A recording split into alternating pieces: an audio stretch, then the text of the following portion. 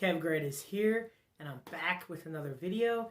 And today I'm bringing you a culmination of all the Arcade1up Intec Switch Deck videos I have made. So what am I talking about?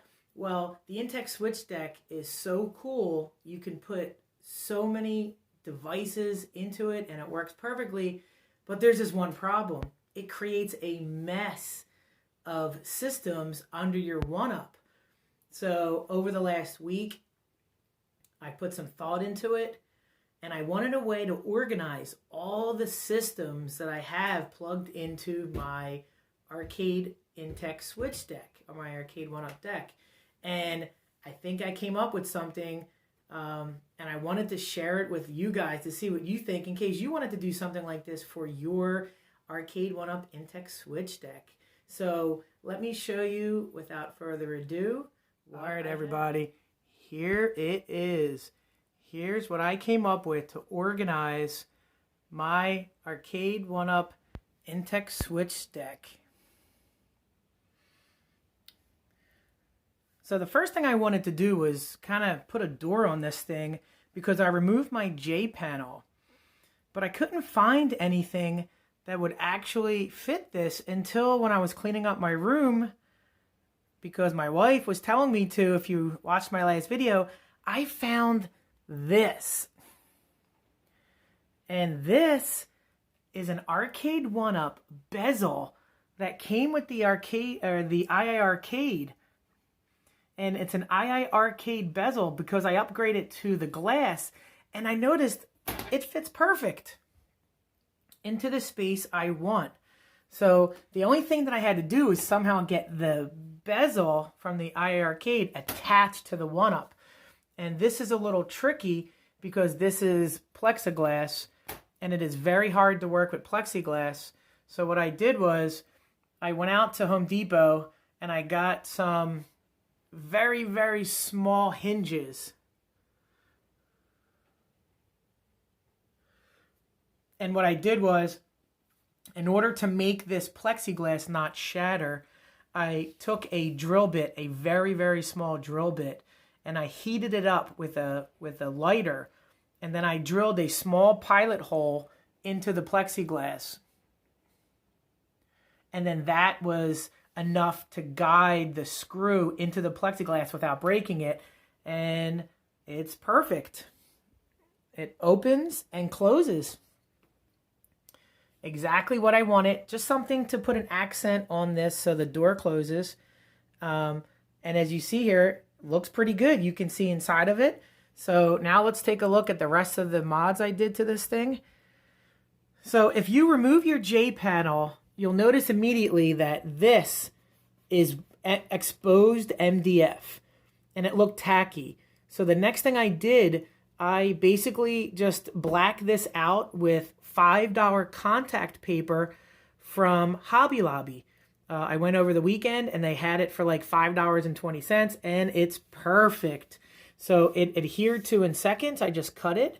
And so now this piece and this piece is all blacked out with contact paper, and it fits perfect. Looks great. And the next thing I did was I added a shelf, a glass shelf, so I can put my systems on here. So this was easy to do. I went to Home Depot and I picked up a piece of glass, and I picked up some L brackets, and I just basically put the L brackets in on either side, measured it, and then the glass went right on top. And in order to make this adhere to a little better, I have a magnet underneath the glass and underneath the bracket, so that is not going anywhere. So that was the next thing I did. So now I have the blacked out MDF. This panel is now contact papered, nice black, and now there's a shelf. So the last thing I did was just throw on some lights in the back just to illuminate it slightly. And now all you have to do is just put all your systems in. Here's my Nintendo Switch. There's my Neo Geo Mini. There's the arcade box. there's the Evercade, and this is the piece that holds it all together. This is an HDMI switcher. So once all your devices are in here, you hook everything up through the HDMI switcher so that you can just hit the switcher, turn on your unit, and you're playing. You don't have to re-hook up the cable from your Intec Switch Deck every time you want to play. It feeds through the HDMI switcher, and then you are all set. So let's just get a nice little shot here for you. Start at the bottom. There's the riser. It comes up. Let me shut the door so you can take a look. And then there's the top. I am not a modder, a construction worker. I'm not good with my hands, but I think this turned out pretty well for what I wanted to accomplish.